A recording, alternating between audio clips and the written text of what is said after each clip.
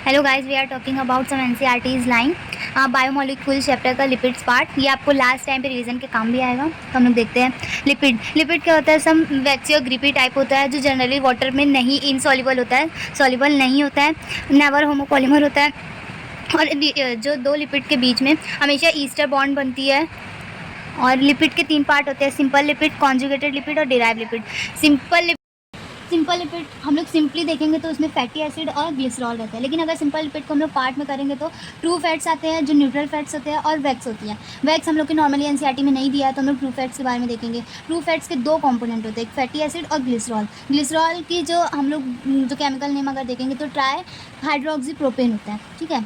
Conjugated lipid मतलब lipid part और non lipid part दोनों एक साथ होगा। जैसे हमारे सेल मेम्ब्रेन में फॉस्फोलिपिड होता है, उसका एक एग्जाम्पल है लेसिथिन। और डिराइव लिपिड जो होता है वो लॉन्ग चेन, हाइड्रोकार्बन की वो लॉन्ग चेन नहीं होती है, वो हाइड्रोकार्बन की फ्यूज रिंग्ड होती है, जिसको हम लोग बोलते हैं कोलेस्ट्रॉल। ठीक है।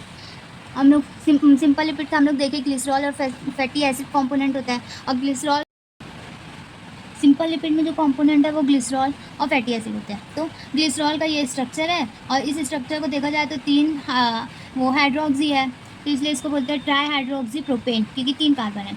और दूसरा कंपोनेंट है इसका फैटी एसिड।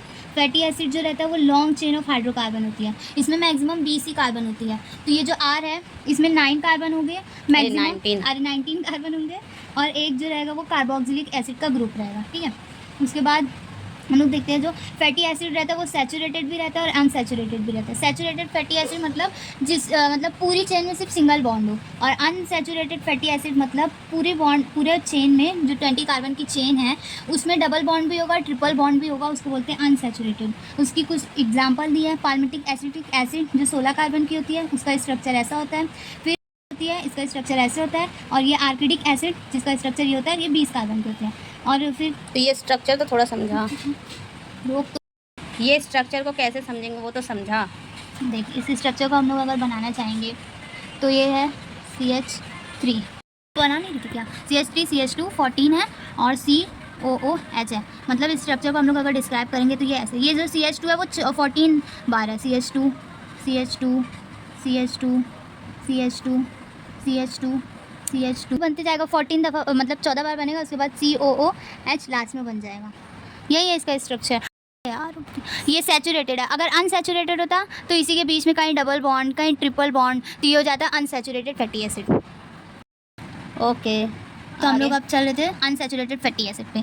इसके एग्जांपल दी हुई है एनसीईआरटी में।